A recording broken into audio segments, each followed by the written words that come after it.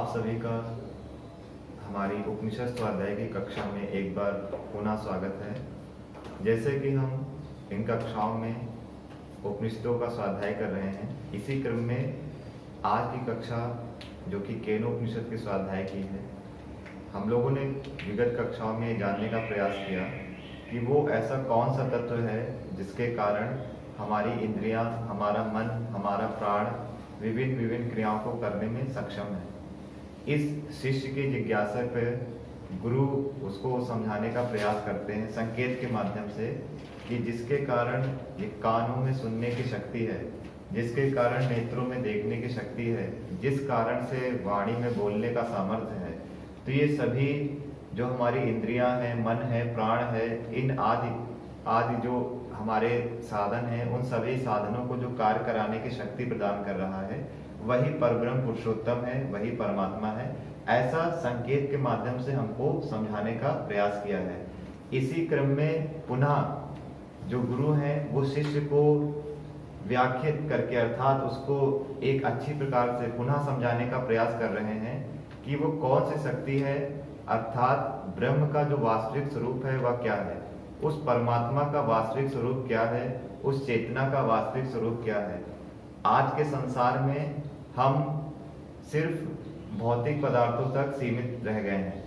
हम उस भारतीय संस्कृति को लगभग विस्मरण करते जा रहे हैं, जहाँ पे कभी इस बात को लेके जिज्ञासाएं होती थी कि मेरा वास्तविक स्वरूप क्या है, उस परमात्मा का वास्तविक स्वरूप क्या है, मैं कौन हूँ, कहाँ से आया हूँ, मुझे कहाँ जाना है, आदि आदि विषयों की जो चर्चाएं होती थी वो व्यक्ति को आत्मिक रूप से उन्नत करने के लिए होती थी। इसी क्रम में कि वो कौन सा तत्व है, अर्थात परब्रह्म पुरुषोत्तम का जो यथार्थ स्वरूप है वो क्या है। आज के समय में इसकी व्याख्या तो अनेक माध्यम से हम लोग सुनते आए हैं। परमात्मा इस प्रकार का है, ऐसा है, वैसा है, या यहाँ रहता है, वहाँ रहता है, इस प्रकार से उसकी उपासना करनी चाहिए, आदि आदि प्रकरण। परंतु हमें यह ध्यान देना होगा कि वो परमात्मा का जो वास्तविक स्वरूप है वो हमारे वेदों में बताया गया है, वो हमारे ऋषियों के माध्यम से जिन्होंने उस चेतना का अनुभव किया है, उन्होंने हमें बहुत अच्छे प्रकार से समझाने का प्रयास किया है। इसी प्रयास को आइए हम भी समझने का प्रयास करते हैं। और जो हमारा आज का मंत्र है केनोपनिषद के प्रथम खंड का, उसकी ओर हम लोग अग्रसर होंगे। उससे पहले एक बार इस मंत्र का हम सभी लोग उच्चारण करेंगे।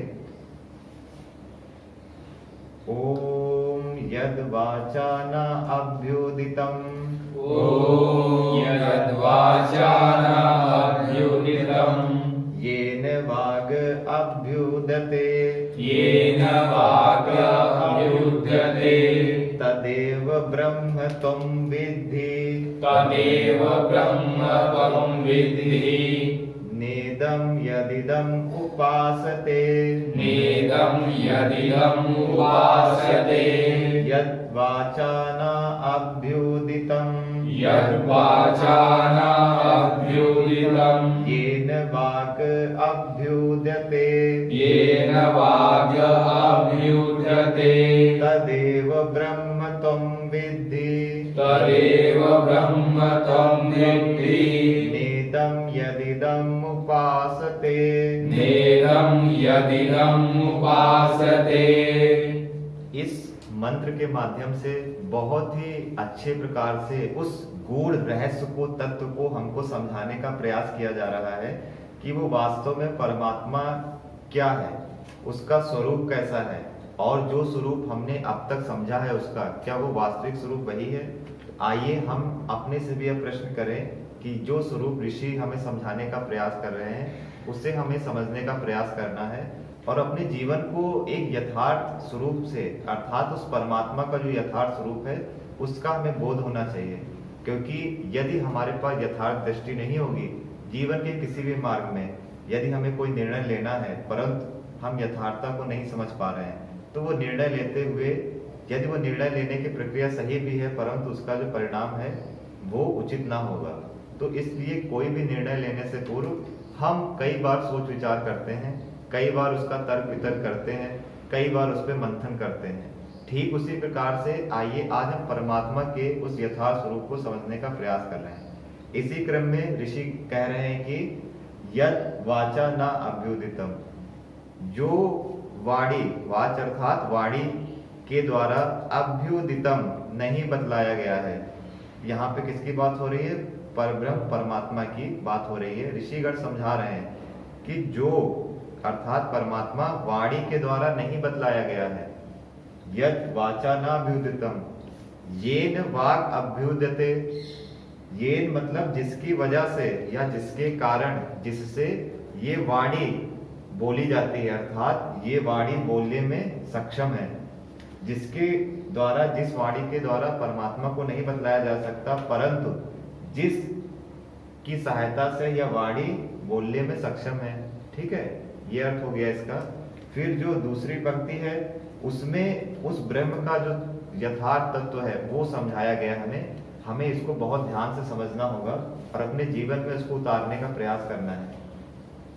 अब वही सच्चा ब्रह्म है, अर्थात सच्चा स्वरूप क्या है परमात्मा का, उसी की तुम्हें उपासना करनी चाहिए। हम विभिन्न मार्गों से, एक प्रकार से हमारे मन में संशय रहता है, हम किस मार्ग को अपनाएं, साधना हेतु किस मार्ग को अपनाएं, परमात्मा का सच्चा स्वरूप क्या है, मेरा सच्चा स्वरूप क्या है, आदि आदि विषय।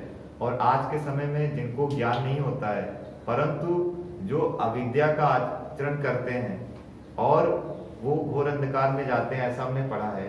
परंतु आज के कुछ महानुभाव जो विद्या का आचरण तो नहीं करते, परंतु विद्या का एक प्रकार से दिखावा कर रहे हैं कि मुझे उस ईश्वर की प्राप्ति हो गई है या मैं उसको पूर्णतया जान गया हूँ, आदि आदि प्रकार से।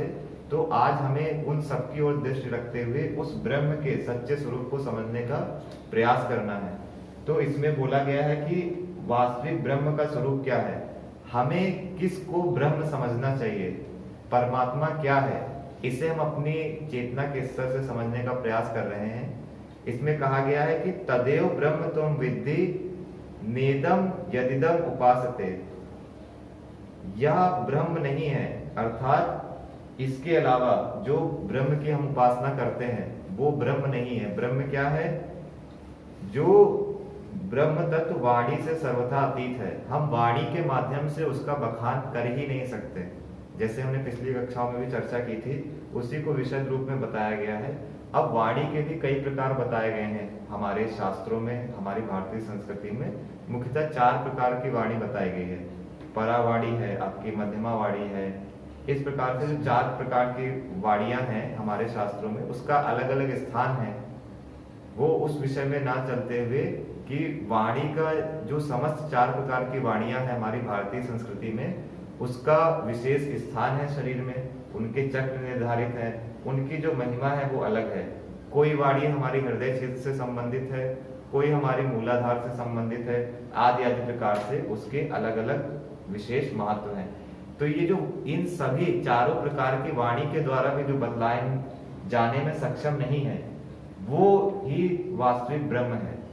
हम अर्थात वाणी से पूर्णतः उसे बतला नहीं सकते, परंतु जिसकी शक्ति से ये जो 4 प्रकार की वाणियां हैं अथवा जो वाणी है वो अपने कार्य को करने में सक्षम होती है।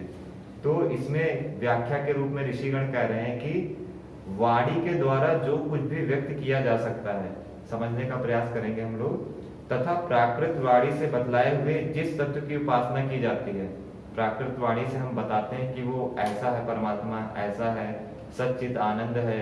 ये जो प्राकृत वाणी से हम लोग इसका बोध प्राप्त करते हैं, वो किसी एक छोटा सा अंश ही है जो हमें उस ओर अग्रसर करता है।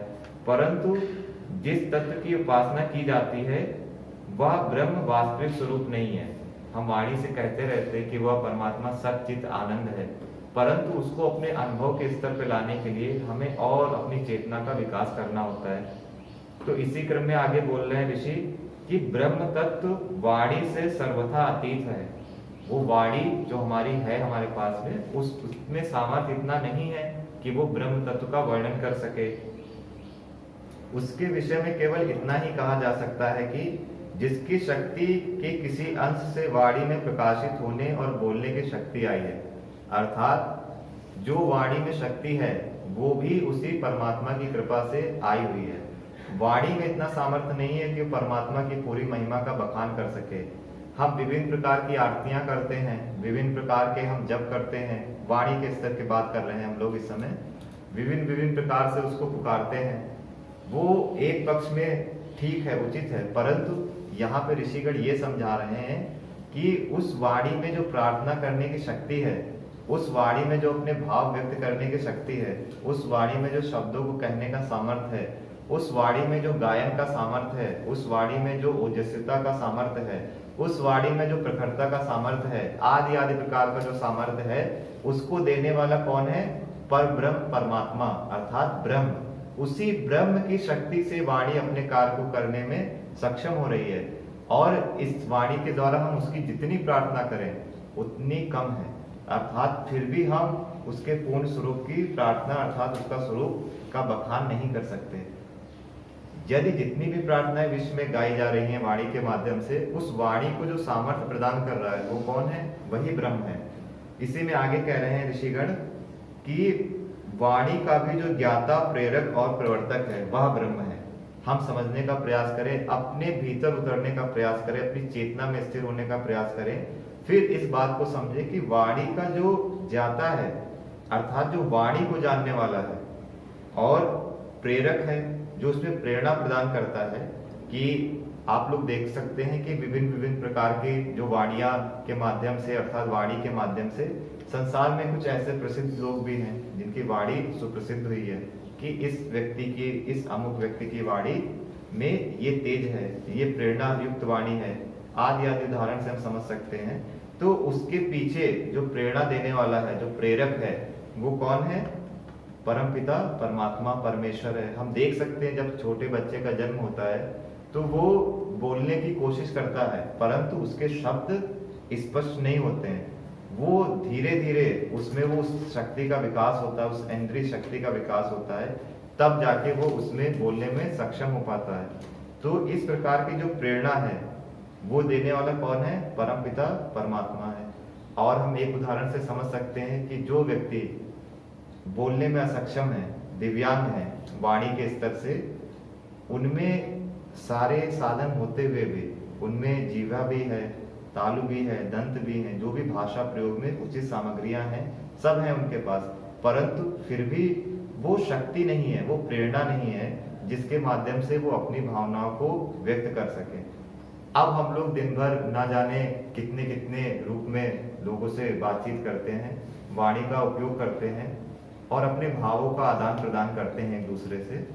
अब उस व्यक्ति की कल्पना हम कर सकते हैं, उसके भावों को समझ सकते हैं, जिसके हृदय में भाव तो उठ रहे हैं परंतु प्रकट करने के लिए उसके पास शब्द नहीं है। तो उस मनुष्य की स्थिति से हम लोग ऊपर हैं, तो इसका हमें कृतज्ञ होना चाहिए परमात्मा के प्रति कि उस ब्रह्म की जो शक्ति है, जिस वजह से हम बोलने में सक्षम हैं, हम यहाँ पे अपने भावों को व्यक्त करने में सक्षम हैं, तो ये जो शक्ति है वो परब्रह्म परमात्मा से ही आई हुई है। इस प्रकार से हम अपने आप को कृतज्ञ अनुभव कर सकते हैं। और जो ऋषि हमें समझाने का प्रयास कर रहे हैं कि इस वाणी के पीछे से जो बोलने वाला है वो कौन है? परमात्मा ही है, परंतु उस वाणी को आज सामान्य जन लोगों ने एक गलत रूप दे दिया है। वहां पे यदि हम कहें कि जो व्यक्ति गाली आदि देता है, अपशब्द बोलता है और विभिन्न प्रकार से दूसरों को कष्ट देने वाली जो वाणी का उपयोग करता है, वो व्यक्ति भी परमात्मा है, अर्थात परमात्मा ही अपशब्द कहलवा रहा है, परमात्मा ही दूसरे को कष्ट पहुंचा रहा है। तो ऐसा कहना उचित नहीं है। हमारी बुद्धि और हमारा विवेक भी उस पर निर्भर करता है। परमात्मा ने तो वाणी रूपी शक्ति हमें प्रदान की है, परंतु हम उसका उपयोग कैसे कर रहे हैं वो हमारे विवेक पे, हमारी मानसिक स्थिति पे निर्भर करता है। एक सुंदर शब्द आपको बहुत ऊंचा उठा सकता है और एक अपशब्द, गलत शब्द आपकी जो प्रतिष्ठा है उसको मिट्टी में मिलाने का कार्य भी कर सकता है। तो हमारे द्वारा बोला गया प्रत्येक शब्द बहुत ही हमें सोच समझकर बोलना चाहिए। इसीलिए कहा गया है कि एक बार शब्द अगर मुंह से निकल गया तो वो फिर वापस लौट के नहीं आता।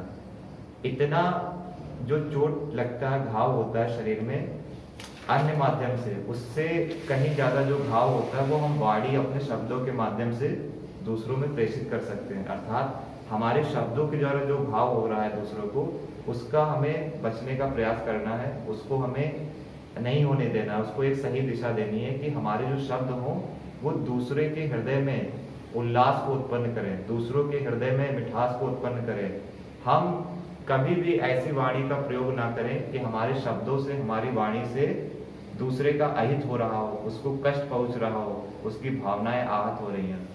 क्यों नहीं करना चाहिए? एक तो पक्ष सामाजिक हम लोग जानते हैं, दूसरा पक्ष यह है कि जो वाणी को देने वाली शक्ति है, अर्थात हम उस ब्रह्म का अनादर कर रहे हैं। जो शक्ति हमें मिली हुई है उस शक्ति का हम सदुपयोग न करके दुरुपयोग कर रहे हैं, और हमें अपनी वाणी को बिल्कुल ही समुचित रूप में एक एक शब्द को सोच समझकर और दूसरों को वो भला करे, दूसरों के लिए अच्छा हो, ऐसी वाणी का, ऐसे शब्दों का हमें सतत उपयोग करना है और अपनी वाणी को इस ओर ले जाना है। जो वाणी के देवता हैं, वाणी की देवी हैं, उनसे हमें सतत प्रार्थना करनी है, उस ब्रह्म से प्रार्थना करनी है कि मेरी वाणी सतत प्रेरणा युक्त हो, मेरी वाणी सतत ज्ञान युक्त हो, मेरी वाणी के द्वारा दूसरे लोगों को प्रकाश मिल सके। तो इस प्रकार की भावना हमें करनी है। इसी वजह से हम उस परमात्मा को सही रूप में, सच्चे अर्थों में उसकी उपासना कर सकेंगे। और इसमें आगे कह रहे हैं कि प्रवर्तक भी वही है। प्रवर्तक अर्थात उसको प्रेरित करना, उसको एक रूप देना कि किस दिशा में आपकी वाणी उपयोगी है, अनुपयोगी है। तो इतना करने की जो शक्ति है वाणी में, वो ब्रह्म के द्वारा ही आई है। अब आप चाहें तो जितना बखान करिए उस ब्रह्म का, बड़े बड़े शास्त्रों को आप पढ़ डालिए, बड़े बड़े और जितने भी ग्रंथ हैं उनको पढ़ के आप परमात्मा का जितना चाहें उतना बखान कर सकते हैं। आप चाहें तो 24 घंटे उसके बारे में बोल सकते हैं वाणी से, परंतु वहां पे हमें यह भी समझना है कि जिस शक्ति से हम बोलने में सक्षम हैं, यदि हम उसको समझ के बोल रहे हैं तब तो ठीक है। यदि हमें उसी का बोध नहीं है कि वाणी के पीछे जो ज्ञाता, प्रेरक, प्रवर्तक के रूप में जो शक्ति कार्य कर रही है वही वास्तविक ब्रह्म है, वही परमात्मा का सच्चा स्वरूप है, वाणी के माध्यम से ही उसका स्वरूप प्रकाशित हो रहा है। हम उसको, जो हमारे पक्षी हैं उनकी जो वाणी है उसके माध्यम से परमात्मा की झलक प्राप्त कर सकते हैं।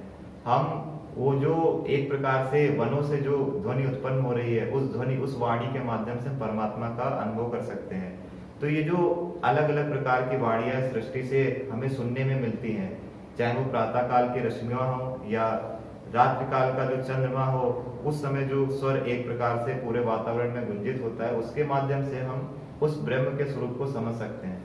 कहने का तात्पर्य यह है कि जिसकी प्रेरणा से वाणी बोली जाती है वो किसी की भी हो सकती है, किसी भी प्राणी जगत की हो सकती है। वो मनुष्यों की वाणी भी ले सकते हैं हम, पक्षियों की, जीव जंतु की वाणी, और इस सृष्टि में जितने भी जो वाणी को धारण किए हैं, अर्थात जो वाणी अर्थात बोलने में सक्षम है, उन सभी प्राणियों को जो वाणी की सामर्थ्य है वो देने वाला कौन है? परब्रह्म, परमात्मा। तो हम अब बताइए आपकी उस वाणी के द्वारा हम उसके बखान कैसे कर सकते हैं? हम उसको कहने में सक्षम नहीं है, क्योंकि जो सक्षम, जो कार्य कुशलता वाणी को देने वाला है वही कौन है? परब्रह्म, परमात्मा है। हम उसकी आरती कर सकते हैं, जितनी कितनी कर सकते हैं, परंतु वो जो सामर्थ्य है आरती करने की, वो जो प्रार्थना करने का सामर्थ्य है, वो देने वाला कौन है वाणी को? परमात्मा।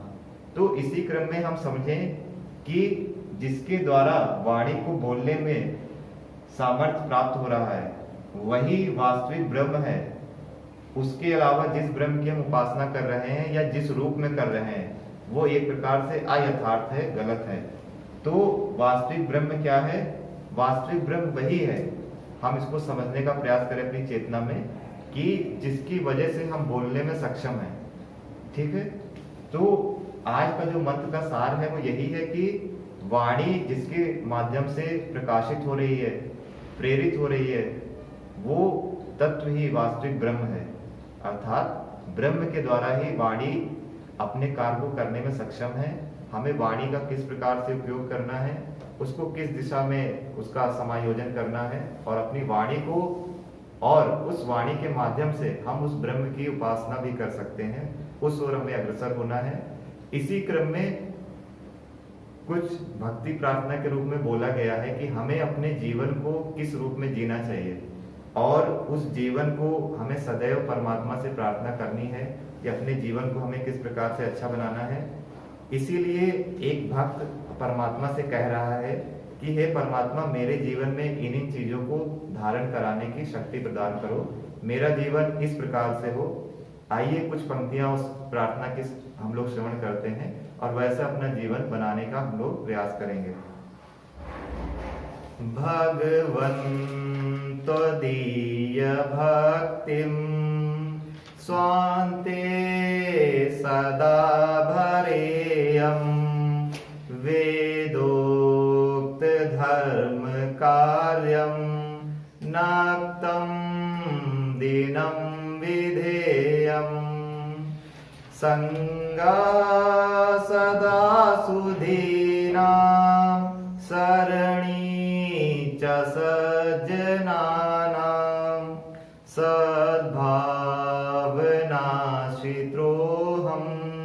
पापात् सदा विधेयम् भगवन् त्वदीय भक्तिं स्वान्ते सदा भरेयम् रोगादहन्ति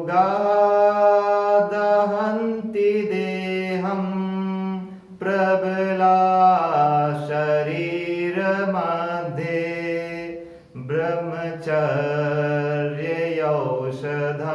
च पेयं सदा वरेण्यम् भगवन् त्वदीय भक्तिं स्वान्ते सदा भरेयम् बालैर्मूल्यवेला खेला सुनापनेया ज्ञानं मतौ धरेयं धर्मं सदा चरेयम् भगवन् त्वदीय भक्तिं स्वान्ते सदा भरेयम् स्वान्ते सदा भरेयम्। तो इस प्रार्थना के माध्यम से हमारा जीवन कैसा हो इसको समझने का प्रयास करेंगे हम लोग कि हम अपने जीवन में किस प्रकार से किन किन गुणों को धारण करें। इस विषय में कहा है कि हम सदैव दिन रात धर्मयुक्त कार्यों को करें, हमारी वाणी वेदोक्त हो, हमारा जो मन है वो सद्भावना से युक्त हो, हम पापों से बचे रहें, हम आपकी कृपा से सदा सत्संग करते रहें, सज्जन लोगों के मार्ग पे चलते रहें, शरीर के अनेक रोग उत्पन्न होकर इस मनुष्यता को जला रहे हैं। इस समस्त रोगों के निवारण हेतु जो महा औषधि है उस विषय में हम लोग चर्चा करेंगे, वह है ब्रह्मचर्य। तो उसका हम सतत पालन करते रहें ताकि हम किसी भी प्रकार के रोग से बच सके। और हे परमपिता परमात्मा, जैसे हमने कहा भगवन् त्वदीय भक्तिम, हे परमात्मा हमें वह भक्ति प्रदान करो जिससे हम आपके बालक इस अमूल्य मानव जीवन को खेलों में नहीं ना व्यतीत कर दें, अर्थात हम अपने जीवन को एक सुनियोजन अर्थात सुनियोजित कल्याण के मार्ग पे अग्रसर कर सकें, बल्कि इसके साथ साथ सदा श्रेष्ठ ज्ञान को धारण करें और सदा वैदिक धर्म का आचरण करते रहें। ऐसी दया हम पर करो हे परमात्मा, हमें ऐसी दया करो कि हम अपने जीवन को वेदोक्त बना सके और अपने जीवन को ऋषि मार्ग पे अग्रसर कर सकें, क्योंकि श्रुति वाक्य है कि ऋषि नाम चरितम सत्यम, जो सत्य मार्ग है वो ऋषियों के द्वारा ही प्रदत्त है। आइए इसी भावना के साथ में, इसी भक्ति प्रार्थना के साथ में इन्हीं भावों को अपने जीवन में धारण करने का प्रयास करें। आज की कक्षा को यहीं पे विश्राम देते हैं, शेष चर्चा अगली कक्षा में। ओम